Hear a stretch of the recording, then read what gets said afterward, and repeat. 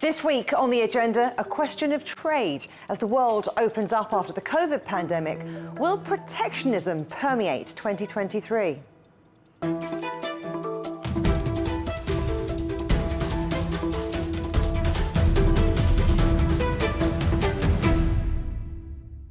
Global trade last year finally picked up following the pandemic drop. Trading goods rose 10% to $25 trillion. Trade services were up 15% to $7 trillion. Will that trend continue in 2023 as China throws its doors open wide for business once again? Or will a creeping protectionism get in the way? At the recent World Economic Forum in Davos, I spoke to the Director General of the World Trade Organization, Ngozi Okonjo-Iweala. Here's what she thinks. Actionism, multilateralism is very clear to me that, cooperation can happen where there are multilateral institutions and organizations. Mine is one, of course, so I'm totally biased, the World Trade Organization, but we provide a forum for 164 members, including China, which can bring people together, bring countries together to solve some really important problems. We have problems of the commons, global commons like climate change, the pandemic. We have issues on high food prices, high energy prices. Without cooperation and coming together in these organizations, it's very difficult to be able to talk. You've got the G20, you've got WTO, you have the IMF, you have the World Bank, you have other organizations. You mentioned the pandemic, and obviously that had a huge impact on trade, especially with regard to supply chains. How do you see recovery progressing? Well, first of all, we can't say we're out of the pandemic completely, but of course, we are glad that things seem to be getting better. And I think with that, the issues with supply chains have been improving. Ports that were shut have opened. Shanghai was shut for a period of time, but that opened some time back. And, the logistics of supply chains, I think, has undergone quite a lot of work. Digitization has really helped. So it's not that we're out of the woods, but I think we are in a better place. Freight rates have come down, and that's one indication. Of course, it's also because consumer demand is down, but at least freight rates are coming back to what they were before. So supply chains are unwinding, but there's a bigger issue, I think, with supply chains in general.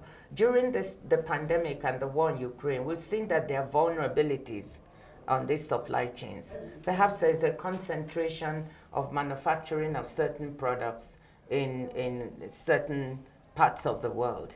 So what is being talked about and was talked about in Davos is how to build resilience. And I'll give you an example. Pharmaceuticals. The African continent imports 90% of its pharmaceuticals and 99% of vaccines.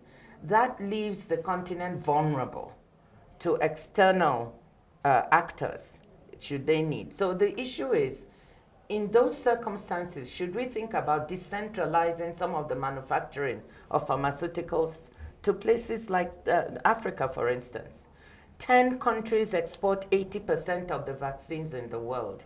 So there's a great concentration. So to diversify supply chains, what we're advocating is that we should try to use the diversification as an opportunity to include countries and regions that were not included in the first wave of globalization, and we're calling it re-globalization.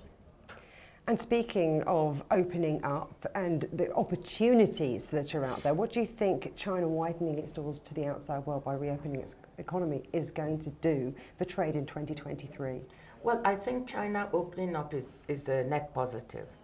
For the outside. First of all, the consumer demand within China. First of all, the manufacturing getting back to normal. So I think for the world economy, it's a good thing. Of course, we have to worry about what happens with the spread of COVID during the new year and so on, and what impact that will have. But I think all in all, it's positive. China is such an engine of growth for the world economy that having it open up again is a good thing. And we're talking a lot about cooperation, but we're in the shadow of some very aggressive actions, for example, by the United States with the Inflation Reduction Act and the Chips and Science Act, which they seem squarely aimed at China. Are we in danger of entering a protectionist cycle?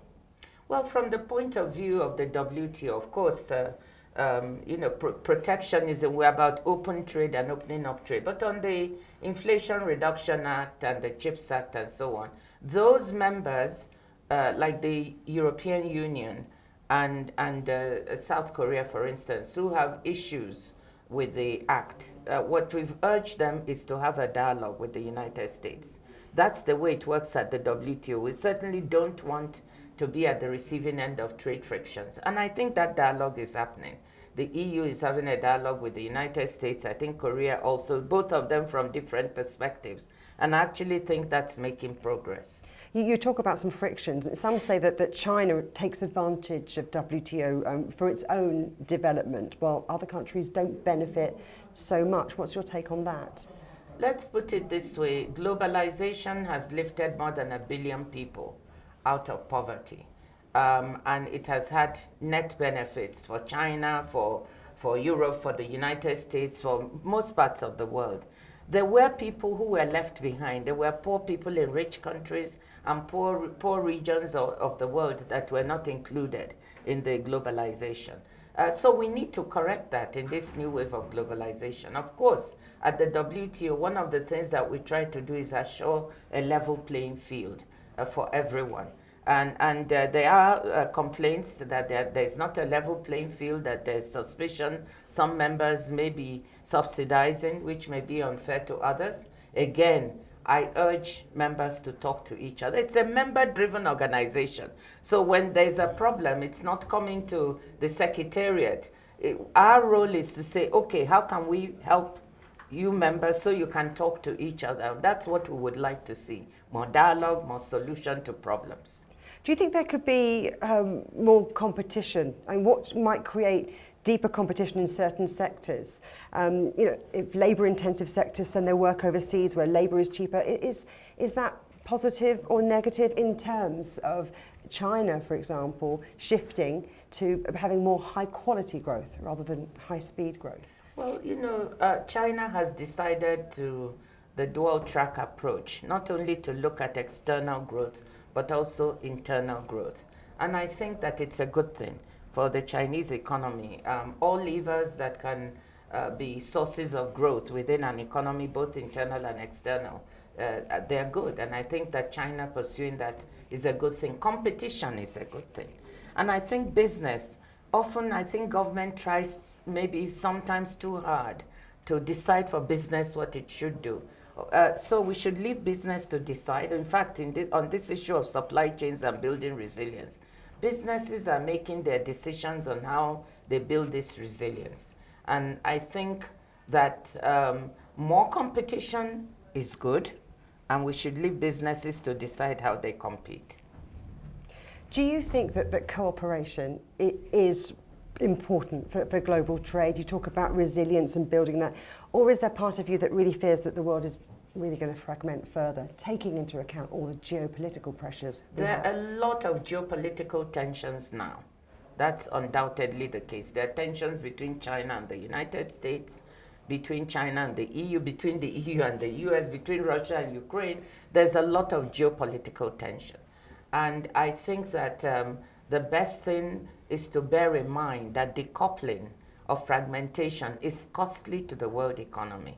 We've actually done some work at the WTO on this issue. We've tried to model if the world were to break into 2 trading blocks, what would that mean? And we found it to be very costly, to lead to a 5% decrease in global GDP in the longer term. That's like saying we lose the whole economy of Japan. So this is not something the world can afford. It will be even worse for emerging markets and developing countries, like double-digit losses, around 12% in GDP of these countries. That's huge. So for those reasons, we're very strongly advocating that decoupling, fragmentation, this is not really the best way for the world to go. And we cannot solve many world problems if we decouple. You cannot solve climate change. The world needs to cooperate to solve issues of climate change, even the pandemic. You can't solve it alone. So there are many, many reasons why decoupling is not a good thing. Director General, it's been an absolute treat talking to you. Thank you very much. Thank you. So that's the view of the World Trade Organization. But what more specifically might 2023 hold for trade with developing economies? In Davos, I also spoke to Rebeca Grynspan, Secretary General of the United Nations Conference on Trade and Development. I asked her about the biggest challenges she thinks currently face the world's most vulnerable nations. I think that is this cascading crisis that are of systemic nature, yes?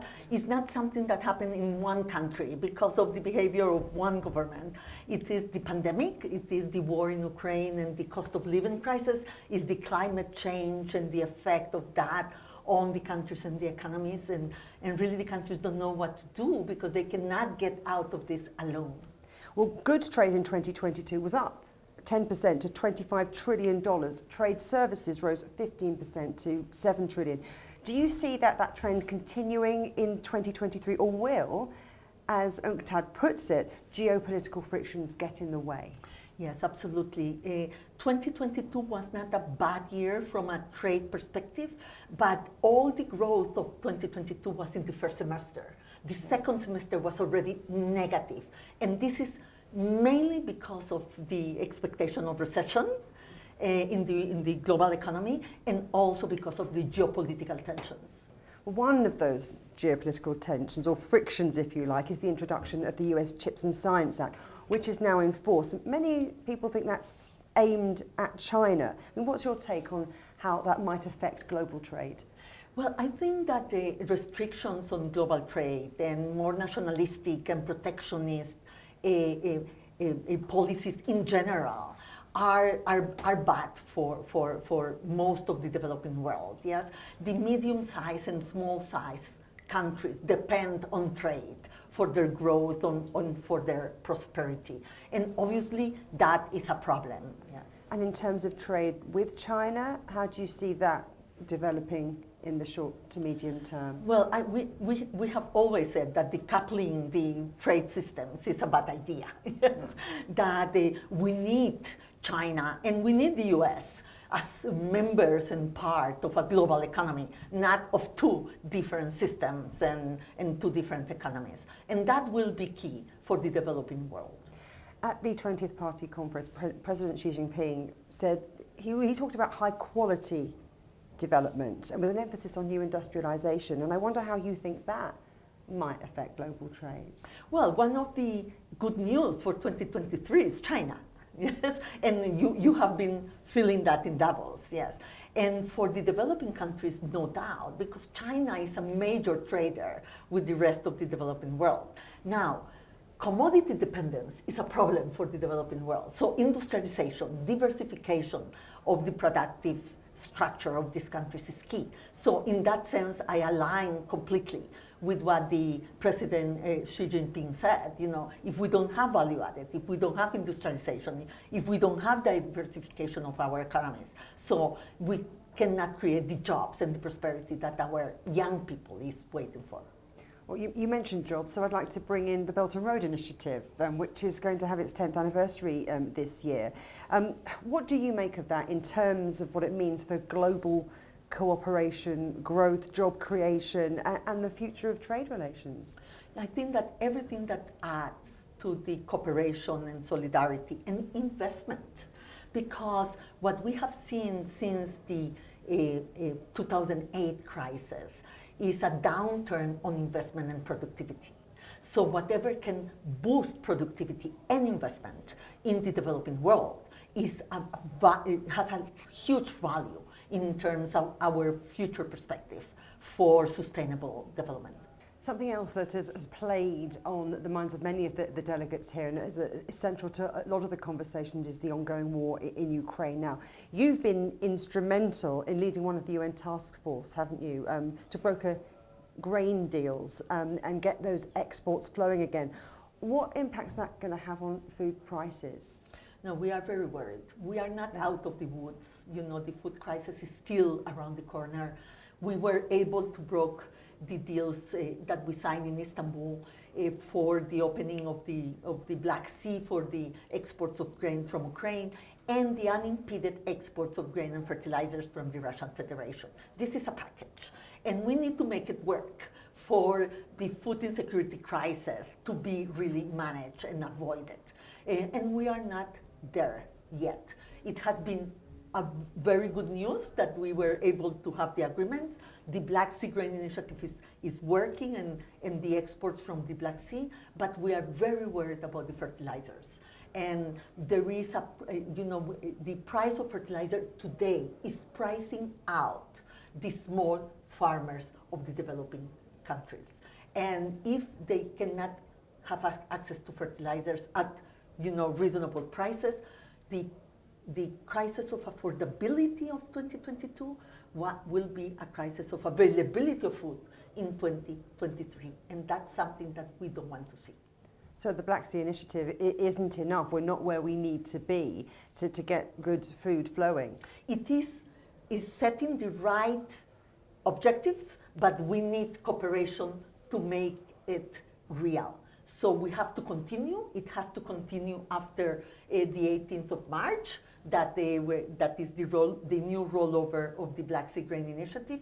But we need to get fertilizers at the volume and at the price that the world needs for the small farmers to be able to sow and to harvest at the levels that the world needs to avoid a food insecurity crisis. What positive steps do you see being taken for the international community to make itself more resilient? I suppose, do we treat forums like this as kind of self-help for businesses and government? Well, I always thought, I have always think that to have a conversation with different points of view is very important.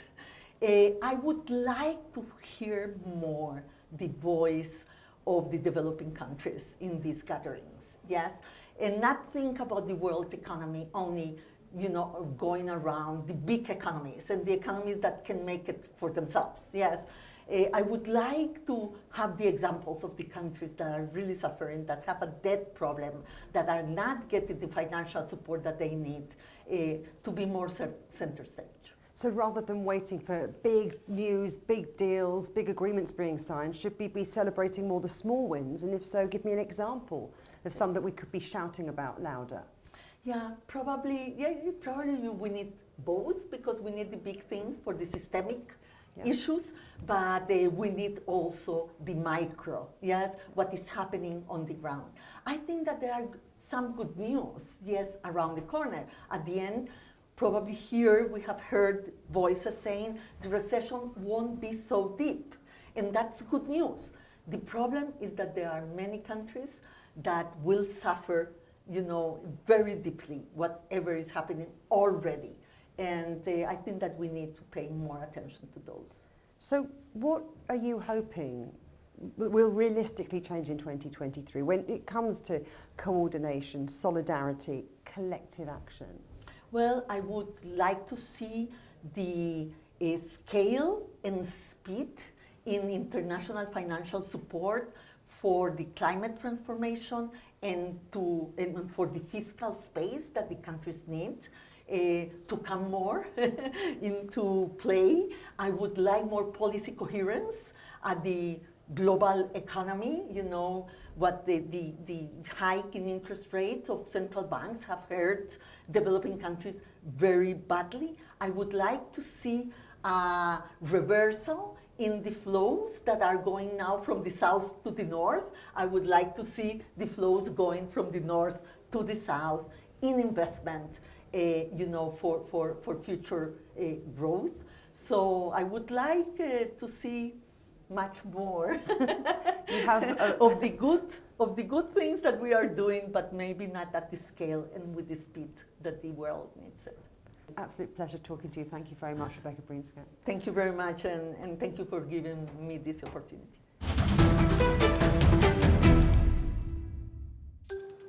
Still to come here on the agenda, the head of the International Labour Organization on what he thinks future trade will mean for jobs.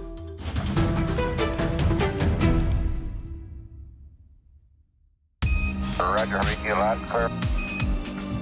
We can try out the wild and the crazy ideas. Nothing can stop an idea whose time is coming. This idea is coming. I actually feel quite comfortable in isolation. We should all be very basic when we're trying to save the world. them. We hope it will happen. We have to live in hope.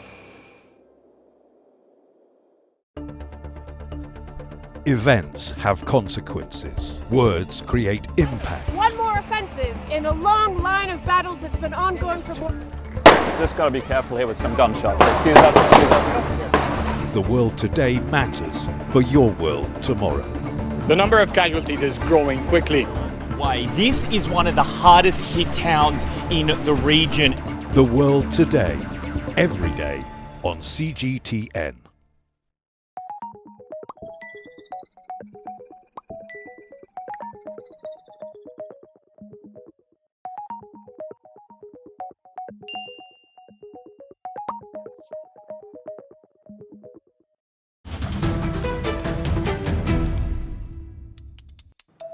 Welcome back to the agenda.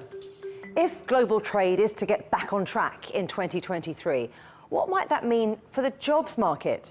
The International Labour Organization's outlook is rather gloomy, with its recent report suggesting global jobs growth will halve this year. I spoke to Director General Gilbert Huongbo. Yeah, not only is it terrifying, but for us, unfortunately, it was not too much of surprise because we already saw what the multiple crises or multiple challenges that the world is going through, the impact is going to have. First of all, from the pandemic on the COVID-19 to the geopolitics, the war in Ukraine, the inflation, and other protracted wars, all of that combining are having serious challenges for us. But your report also says that people might have to start to accept lower quality jobs. I mean, how long do you think that this stress on the labour market is going to last? We are afraid it's going to last few years. What is happening? If you look at developed economy, namely the global north, the market is heating up. So, which is kind of good news. You take the U.S., the unemployment rate is very, very low, etc. Right now. But then if you take the low-income countries and the emerging economy, they are still struggling with the impact of COVID-19. Although at the beginning of year 2022, we were picking up, even in the low-income countries, from the hour of work lost during COVID. Then the impact of all those multiple crises I mentioned by the third quarter has wiped out. So what is happening now, even when you have new job created in the low-income countries, it's really more on the informal economy, which comes with very, very low, if any, protection, be it social protection or kind of protection. So job seekers have now to accept jobs that are of poor quality because of lack of protection, lack of voice, and very likely where at the minimum wage possible. Let's talk about China, because after 40 years of high-speed growth, high-speed economic development, now they're pursuing high-quality development with this emphasis on new industrialisation. So I wonder what your take is then on what that's going to mean, like different development path, what it's going to mean for the Chinese economy and for economic growth in general, because it was a very big labour market. Yeah, it remains. China will remain a very big labour market, and we all know that the economic growth could suffer, depending on the situation of the impact of COVID, which unfortunately has been picking up in recent weeks, and that will have an impact. We are afraid it will have an impact on the job market, even in China. And given the size of China and its role in the global job market, that could have an impact on the global aggregate situation. Let me tell you something that President Xi said. He promised to increase international personnel exchanges and make the best use of talent of all types to fully harness their potential. But that isn't the case, is it, in the large part of the world? I mean, we've seen the United States putting limits on subjects that Chinese students can take and can learn. So how do you think that's going to play out? Well, I think nothing will replace or shall replace social or political dialogue. I think what the quote from President Xi and what you said by the U.S. in my view, does not stop to have an agreement through political dialogue. We do believe that those type of exchanges are part of the way forward. We talk more and more about mobility in the job market, migrant workers in compensating countries where we do have shortages, or the importance of skilling and reskilling when we talk about job transition, or when we talk about platform economies and so forth. So I believe globally it's doable. Well, let's talk about foreign investment then for China and its One Belt, One Road initiative. They say it benefits local employment, and that's what you're talking about, reskilling and training. But not everyone agrees. I mean, China's investment has been accused of being a debt trap. Some say it's a new form of colonialism. What do you think? It's a very complex, it's a very, very complex situation. First of all, it's political, it's economic, and it's also about a matter of geopolitical or powers in the world. Let's face it. I can give you an answer from both perspectives, as ILO and also as African on that, because a lot of those investments also in Africa, in Asia. What is very important, I think, is to ensure that, when you invest in different countries, you really have a sustained positive outcome for the local communities. For me, is really essential. The debt situation is very important, that for every country to really ensure that the national debt is within limits and under proper management on that. And if countries, and we do know that some countries, low-income countries, are currently debt stressed. This is factual, and those facts we have to look into them. The point that really, and for me, all of that comes down to is the ability of the countries, their capacity to negotiate. You know, the world economy is looking to do this green transition. What's that going to mean for the labour market? How do we ensure that it's going to be inclusive, equitable? You know, obviously when we start some years back talking about the transition to green economy or decarbonized economy and so forth, we all worried about that's going to just wipe out jobs. Today we have to be very clear, and even from ILO perspective, we know that both technology, both the just transition, the green economy, are going to create more jobs than the jobs that are going to be lost. So on the net, I think we estimate at between now and 2030, our estimate shows that 26 net more jobs will be created. So it's a positive development, and the more the technology progress, the more I believe we will have those positive news. However, if I'm talking about net loss, that means we do have millions of jobs that are going to be lost. And you and I, we don't want to be one of those that will be losing those jobs. What does that mean? That means it is our responsibility to ensure that those that are at risk of losing their job, they have offered opportunities, either to be retrained or to be reskilled or to develop new skills so they can quickly get new job in the new form of economy, coupled with different package of protection, which we know is sometimes is not there. Well, Director General, it's been an absolute pleasure talking to you. Thank you very much. Thank you so much for having me on your show. We covered a lot of ground there. Yeah. You can watch every episode of The Agenda in full on CGTN Europe's YouTube channel. And for exclusive extra content from me, my guests and the rest of the team, don't forget to check out @The Agenda Show on TikTok. Coming up soon on The Agenda, the future of Belt and Road. We'll get the thoughts of the presidents of Costa Rica, Ecuador and East Timor. But for now, from me, Juliet Mann, and from all of the Agenda team here in London, goodbye.